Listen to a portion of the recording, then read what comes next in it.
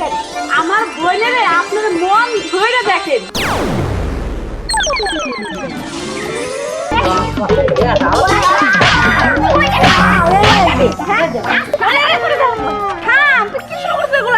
আমার বাড়িতে একটা বাচ্চা নষ্ট করছিল, ওটা ওর বাচ্চা।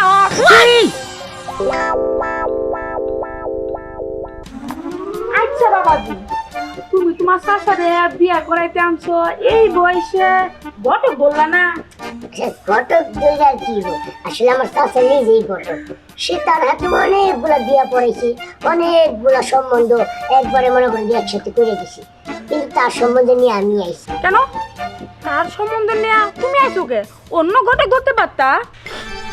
দুঃখের কথা কি বলবো, এই স্বামীন ঘটক এই হাত দিয়া শত শত ছেলে মেয়ের বিয়ে করেছে, শত শত মেয়ে ছেলে চেহারা দাইছে, কিন্তু আজ অব্দি কোনো ঘটক আমার বিয়ের সম্বন্ধ নিয়ে আসতে পারে।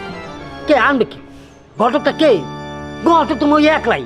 হ, আপনি ঠিকই কইছেন, ঘটক হইয়া তো আরেক ঘটকে বিয়া করাইবো না, কারণ ঘটকে ঘটকে দ্বন্দ্ব আর হিংসা সারা জীবন লাগা থাকে।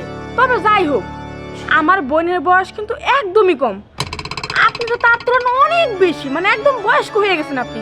তবে সমস্যা নাই, আপনার কষ্ট দেখে আমার খুবই খারাপ লাগতেছে। আমার এই বোন রে আমি আপনার কাছে বিয়া দিমু, আপনার আমার পছন্দ হইছে। এই চাচা, তোমার বিয়ার গটকালি কেউ করতে পারো আর না পারো, তোমার এই ভাতিটা পারছে। এই এই যদি মেয়েরা নিয়ে আসতেন তাহলে খুব ভালো হতো। অবশ্যই, আপনারা বসেন, আমি মেয়ের সাথে সাথে চা মিষ্টিও নিয়ে আইতেছি। বসেন। হ্যাঁ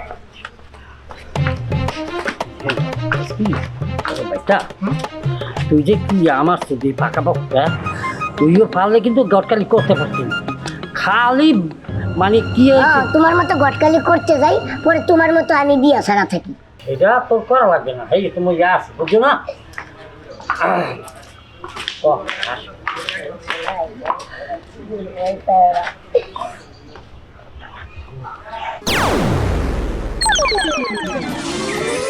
দেখেন আমার বোনের আপনার মন ধরে দেখেন, আর কোনো দেখাতে দরকার নাই।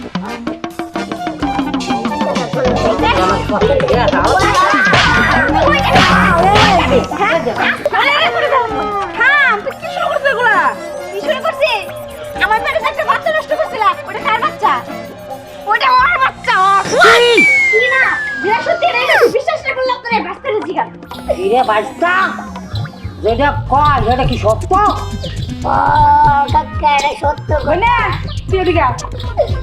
এই তোর জন্য আমার বোনে অনেক কাঁদছে, শেষ পর্যন্ত তুই আইছস আমার বোনের বিয়ার করলি।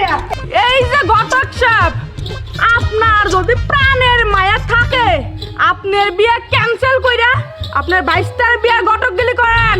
আমার কপালে আর বউ নাই, আর বিয়ে সাথে এখন যেটা আমার কথা সেরে লিখিয়া আপনি আপনার বোনের সাজান, আমি আমার ওই 22 তারিখ এ জায়গায় বিয়ে দিয়েছি।